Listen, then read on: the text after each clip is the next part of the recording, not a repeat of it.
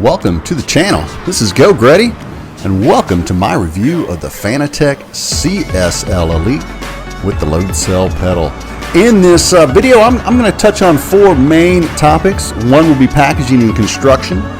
The second will be the versatility of the wheel amongst the various games. Then we'll have the wheel feedback and adjustability of the wheel.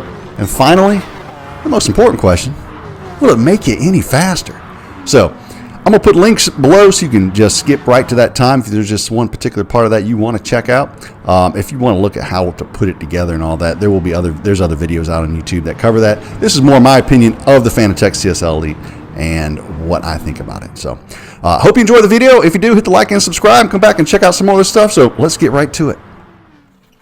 All right, starting off with packaging and construction. My Fanatec CSL Elite came in 3 boxes. The first you see there is the load cell pedal, and comes with a quick guide there, and it also comes with the box, the control box that you will need that controls the load cell, I guess, signals and sends it to the right place, because the regular pedal set does not have all the appropriate plugins. This is support bars that you can put in there, I guess, if you're maxing this baby out and you don't want it to flex or pop out of your basically the main piece that holds the pedals together. I guess you can put those in there. I'm not using those. Comes with cables, of course. Got to have cables. The cable will plug into that box, and then of course hardware comes with the hardware. Actually, really pretty decent hardware. I mean, it's not super great, but it's, I wouldn't call it grade 8 hardware, but it's probably a grade 5 stainless hardware or so. And then you have the pedal itself. If we can get it out of the wrapper here. There it is, made out of like a pot metal, but it is metal, very strong. You can tell it's well constructed, a lot nicer than my T150 pedals from Thrustmaster. Very firm pedal there, although it feels softer under your foot when you're pressing it, because you can change out those poly bushings. Onto the pedals themselves, as my model that I hired here, the Gorge 6'4", tall, dark, and handsome guy. I don't know who that dude is. All right, you can put in the comments below if you want more info or you want to hire him to do your unpackaging. All right, so again, the base for the pedals is also a pot metal. That is the control panel that you'll have to replace to put that in. That does not go there. It actually goes on the other side. I was like, what is this thing for? It goes on the other side. There's a channel there. There it is, that groove there. It goes in there, I guess, to keep your foot from slipping off that metal. I don't know.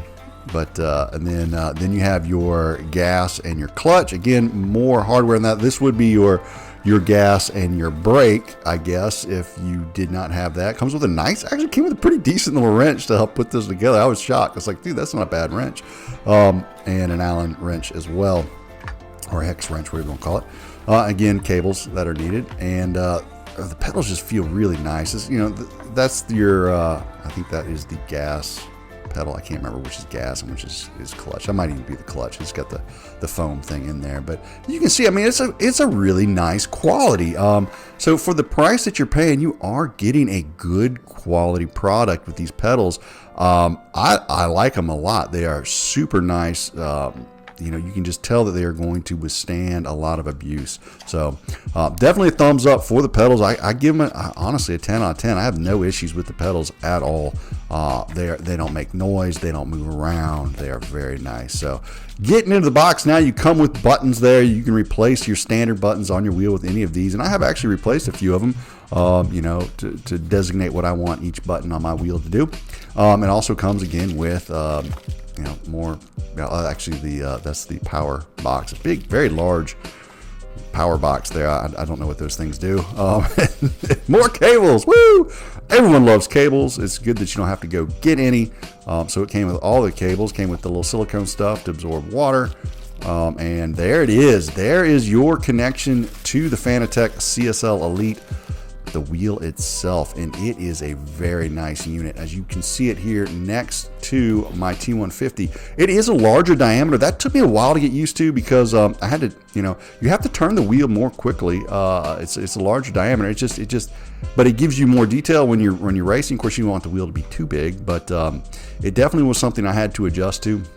but the quality of the wheel is just, it is really solid. It is, it's metal, and it's the feel of it's very, there's leatherette or leather. I don't know if it's real leather, and it feels like real leather, with a kind of a suede feel on it there. And the buttons are all very nice. They feel really good. The joystick works okay. I mean, it works well if you're good with it, but I honestly, I wish it was a direction pad instead of the joystick. It's a little hard to mess with when you're in race. I have more trouble with it than I did with my T150 wheel with the direction pad, so I wish this had a direction pad. The shifters, they don't make a click. I'm not really know why, but they are solid. They're metal. They feel really nice. Very good. But I wish they made more of a click when you hit them, so you knew you were getting that gear. But on the other hand, I'm not waking up everyone in the family when I'm pounding through gears. That's the collar that tightens onto the base, and there's the pins in there that make the connection for all your buttons and everything. It is a quality wheel. I really like it. It's really nice, and I tend to pull on the wheel left to right, so it's being all metal, and that nice collar there, it keeps it from breaking. Now there's your mode selector, so you push that to switch between computer, which is the red light, and PS4, which is the blue light, and as well as the power button. And then on the back side here, you have all your plugins for all your various accessories, whether it be pedals or a shifter or another shift. You have two shifters, I guess, a handbrake, whatever you want there. You got your power and your USB cable. Also has hard mounting points for your rig, so you can hard mount it if you want to, which I did. So you have to take off those two little feet there and mount it up. So my overall impression when I first got this was definitely quality product. I've had it for 5 months. I still really like the quality, especially compared to those really hard plastic, cheap T150 pedal sets that I think even come with the T300 or something very similar. They worked for me. I mean, I did good with them. If like I said, it's a good starter wheel. But as far as longevity and just really feeling, like you've got a quality product, compared to this pedal set, these pedals that I got with the Fanatec are just way nicer. I really am. Someone asked me, do you have any buyer's remorse because of the cost? I'm like, no. This is a very nice quality product. As you can see it here next to my T150 wheel, that was literally falling apart. I've used it for a long time, but I think this Fanatec's going to take a lot more abuse, last a lot longer, and in the long run, I'm going to be a lot happier with it. Especially I want to talk about some of the other things coming up here soon, with its versatility, its adjustability, its feedback. It's just really a very nice unit for the money. So let's get on to that versatility. All right, with the package that I got, you can use the CSL Elite with the PlayStation or with the computer. And all you gotta do is press that mode button right there, and it switches from blue light to red light. Red light's for the computer, blue light is for the PS4. And you just plug the USB into whichever one you're using, and it just knows. It's like magic. Now here you press that really nice little wrench button there, and then you can move the joystick left and right to adjust things like force feedback, brake force, all kinds of sensitivity, like rotation of the wheel, FEI. There's like 7 or 8 different settings in the wheel. But what I really like about this Fanatec is you hit that button, like I'm on S1 here. S1, you got S1 through S5. That denotes that's my GT Sport wheel setting. On my whiteboard on the wall, I've got marked, which wheel setting goes with each one. But you can make the adjustments on the fly. So if I'm in GT Sport and I don't like the way the wheel feels with the Group 4 car, I just change how it feels on the fly. So as you can see here, I'm driving along. I'm at the Red Bull Ring. I'm in the DBR9. It's feeling a little light and floaty to me. So I just hit the button, and as I'm driving, I don't have to stop the game or anything. I can just make that adjustment on the fly, add a little more force feedback, and get more of that tire feel. So that makes it extremely versatile, and not only it's in game too. And so I really like that part about the wheels. I get a penalty there, exceeding track limits. Cannot believe it. Anyway, so like I said, I have S1 through S5 set up. So GT Sport is S1, then I have Wreckfest on S2, and then I've got S3 is Assetto Corsa, S4 Assetto Corsa Competizione, and S5 is iRacing. So I've used this with iRacing, Assetto Corsa, Wreckfest. It has worked with every game that I have tried to use it on, because there's so much fine tuning you can do with this wheel that you can use it with any game. As I spin out there, oh, terrible driving, Grady, terrible. Get her back on track there. So I really like the versatility of the wheel. I mean, I have had no issues in the game. Now my problem is my computer. I'm not iRacing or using ACC because my computer's so bad, and video cards are so expensive right now that I can't really afford to build one. And I'm getting like 20 to 30 FPS, and I just can't drive like that. It just makes me nuts. But the feeling in the wheel, outstanding. I mean, the Fanatec feels great with all the games that I have played with it.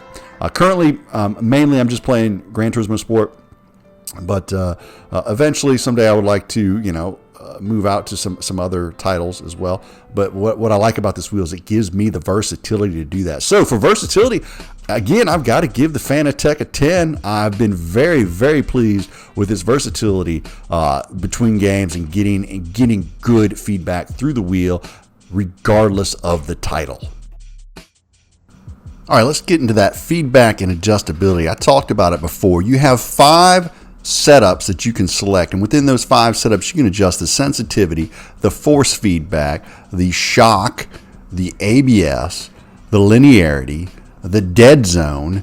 You can adjust drift mode. You can adjust the force feedback modifier in spring and dampening. You can adjust it to do auto clutch. I don't think my wheel rim does that, but other wheel rims do. Now, what do all those things do? Well, that's a whole video in and of itself. So absolutely massive adjustability. And let's talk about the pedals. So let's go to the pedals, and I'll show you what you can do with those. That red arrow right there points to the USB cable that is for the pedals. You can plug that into the computer and adjust for the pedals alone. However, I didn't do that in this video. I just had my wheelbase hooked up to my computer. So you go to your wheelbase and you can select it. You could have selected the pedals there, or some other Fanatec device that you may have hooked up. Now, once you're in the program, now you're able to test your wheel, that it's centered properly. You can test the LED light, shifters, you can test the D-pad, you can test all the buttons, everything in this. And right here you see me, I'm pushing my throttle in. You can set the max, like you can set the max lower than full throttle if you want to. You can set them in to where if you rest your foot on the gas pedal, you can set them in to where you actually have to push it. And you can also do the same with the brake. You can rest your foot on the brake, and you can mend that out. Like you can make it to where it doesn't recognize that you're pressing the brake. You can adjust the pressure you're putting on there. All that you can do in these menus, and it really helps to fine tune to your driving style. I had to do a lot of adjustments there in the beginning because I was really struggling with the load cell at first, but I was able to tune it to where it fit my driving style. And all of these things come together, and you're able to do all of these things on the fly while you're racing. You can adjust that brake force, you can adjust that force feedback while you're driving to really give you the best immersion, the best experience you can with the wheel. So, what does that mean in terms of feedback? What are you feeling? Well, you're feeling the bumps in the road. You're feeling the curbing. You're feeling the bending of the tire as you're turning the wheel through the force of the wheel. It's not notchy. It's not like the T150 in that regards. And I really like the feedback of the wheel. You can find the limit of the track pretty easily and know where it is, and try and tend to be more consistent with that. And everything that the wheel has given me, I've really liked. And I'm not using 100% force feedback or brake force. There's a lot more there that can be used, and you still get definition. You still get all those fine, I guess you call them notes, that come through the wheel because of the strength of the motor and just the quality of the wheel. So I really like the wheel in terms of its immersion and its feedback. I have no complaints with that at all. Like I said, the only complaint I have on the whole wheel is the little joystick thing that you move around to select the different menus on the left side. That's really the only thing. And I wish it was more set up for my thumb. So ergonomically, it could be a little bit better, but as far as the feedback is concerned, really like it a lot. All right, now for the big question: will the Fanatec CSL Elite make me faster? Well, let's go to the world champ, Lewis Hamilton himself, and ask him, Was Greddy able to beat you with the Fanatec? Oh, as you can see there, Big Willow, nope, still gold at Suzuka. Those times did improve slightly over my T150, but nothing just, eye-opening, nothing crazy. It wasn't like I dropped a half a second or anything like that. It was like a couple tenths, which should be expected because I kept running the track over and over again. Same for Nordschleife, unable to beat Lewis there just yet. So, this is, not pulling any punches here. If we look at my DR history, this is data. That's my highest ranking with my T150 and where I started with the Fanatec after a couple DR resets. And that slope, that far right slope, is Fanatec. So I started the 52,594 is what I would say my T150 ranking was. Then I had some daily races where I overranked. And then 52,494 is where I'm at currently with the Fanatec 6 months later. So, I wouldn't say it's made me any faster. I'm not winning more races or anything like that. A lot of folks are saying that they're more consistent, and I've always been fairly consistent. So, I don't know that I've been more consistent. I can certainly say that I've enjoyed racing with the wheel, but I think most of the reason I haven't gotten faster is the transition from the travel pedal to the load cell. And I've struggled trying to get my adjustments right to where I'm having that fidelity as I let off the pedal in my trail braking. It just wasn't right at first, and so I was really struggling in my trail braking, and that caused me a lot of issues. And now that I've got that sorted, I'm really starting to enjoy the CSL Elite with the load cell, and I think that I'm going to start to begin to really maybe pick up some time now as I murder that poor guy there. It's just the AI. Don't worry, wasn't a real person. So anyway, so in terms of will it make me faster, I'd have to say no.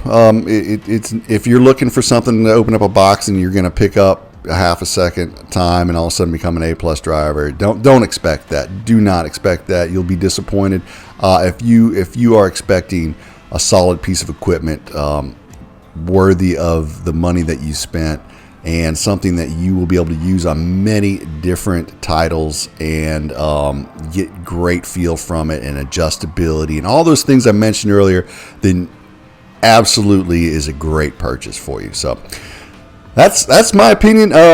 That's what I think, and that's what I'm gonna stick with. So hope you enjoyed the review. If you did, feel free to hit that like. Please hit the subscribe. Check out some more videos. And until then, for myself, Geauxgreddy, y'all have a great evening. DJcLean, you know what to do.